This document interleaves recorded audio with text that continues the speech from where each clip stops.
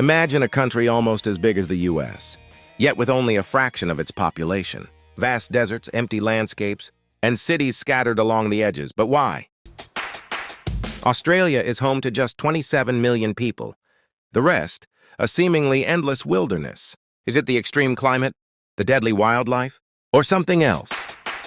From scorching deserts to a lack of water, this land presents some of the toughest living conditions on Earth. And yet, some believe it could one day be a thriving nation of millions more. So why is Australia so empty? Let's dive deep into this fascinating question. Australia's massive 7.7 million square kilometers, but only 26 million call it home. That's just 3.4 people per square kilometer, one of the lowest densities on Earth. Compare that to, say, the UK, 243 people per square kilometer. So why's most of it a ghost town? Let's break it down. About 70% of Australia is really dry, mostly deserts like the outback.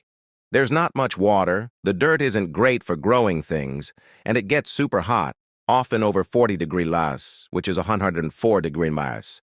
This makes it tough to farm or grow food in most of the country, so people live near the coast instead, where it's greener and easier to live. The middle of Australia, it's just a huge, hot, empty place. Australia's history helps explain why it's not packed with people. Indigenous Australians, the first people who lived there, have been around for about 65,000 years.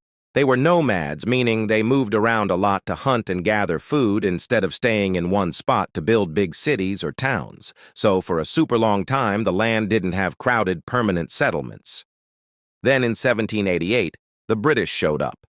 They didn't come with a ton of people at first, just some ships carrying convicts, people who'd broken the law, to start a colony.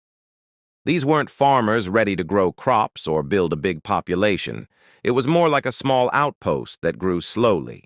Later on, the British settlers made rules, like the White Australia policy, which started around 1901.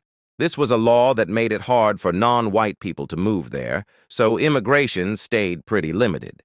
They wanted to keep the country mostly European, which meant fewer people came compared to places like the United States. In the U.S., tons of settlers poured in, spreading out to farm and tame the wild land.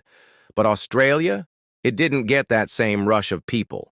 The tough land, dry and hot, plus the slow start and strict rules kept the population smaller and mostly hugged to the coast. So, history locked in why Australia's still got a lot of empty space. Right now, more than 85% of Australians live close to the coast, in cities like Sydney, Melbourne, and Brisbane. Why do they stick there?